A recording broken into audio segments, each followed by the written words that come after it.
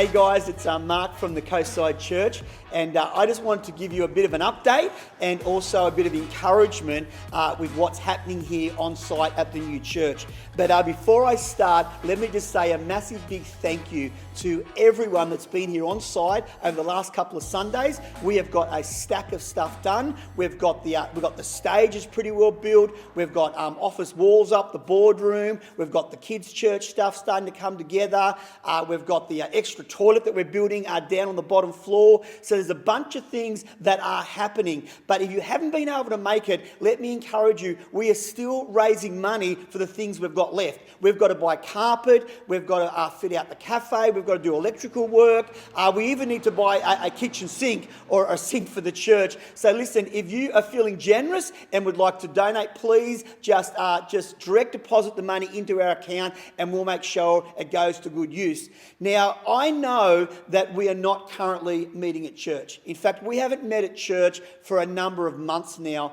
But I want to encourage you, what we're building is for when Corona is finished and we are able to go back to normal church, this is going to be our base for the next couple of years. And what we're doing here is literally, we believe, is going to change the area. Now, I know that a lot of people say, well, church is just for us, and it's, so we can go to church and, we can hear the gospel preached and we can, encourage ourselves and stuff like that. But let me just encourage you, church is bigger than just for me or just for you. We are not building this church just so that, we can have a great place to hang out when Corona is finished. We are building a base that can reach into our city, can reach into Port Macquarie, can reach into the Camden Haven, Wauchope, all of the surrounding districts. And I want us not to forget the reason why we are putting this place together. It's one thing for us to take care of ourselves and take care of our family, and I know we need to do that. But let me encourage you and extend beyond that. Jesus sent his son, or God sent his son Jesus, I should say. He sent him here so that everyone could know the truth. Everyone could find a real and relevant relationship with God. And I want to encourage you, it's far bigger than what we're doing just for us. And I want to encourage you today, don't just think about, well, do I need this or how's it going to benefit me? But remember the cause and remember the vision that we have and what we need to go forward in. Now, a couple of things I wanted to just mention to you, and it's this. Life is short. And I want to encourage you, it can feel like a long time when we're sitting at home and a lot of things have been stopped. But our life is still short. We only get one opportunity to live this life.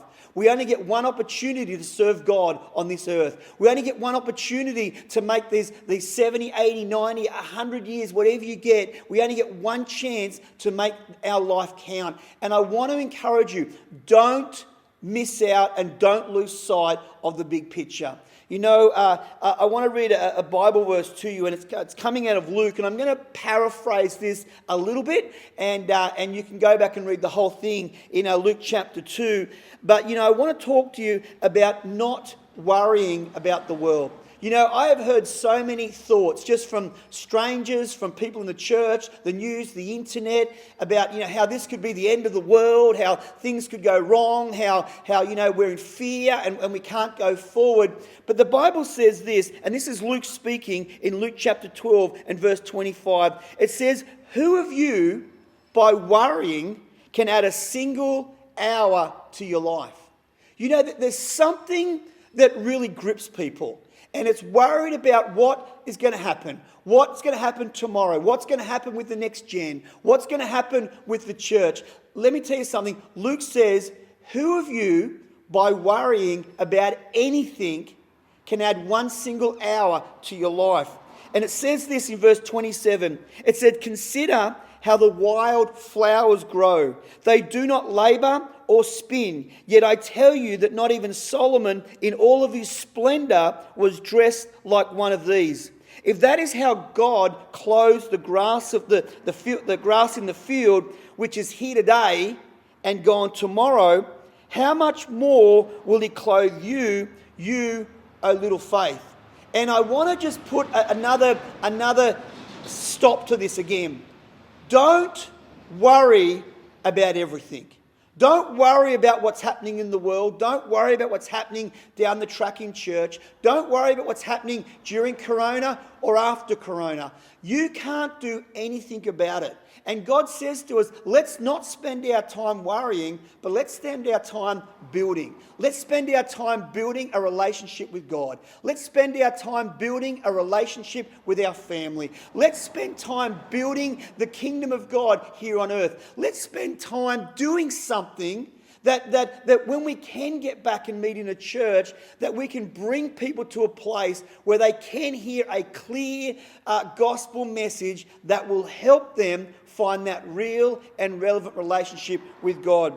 You know, it says this, and this is how Luke wraps up chapter 12. He says this, but this is what you should be doing.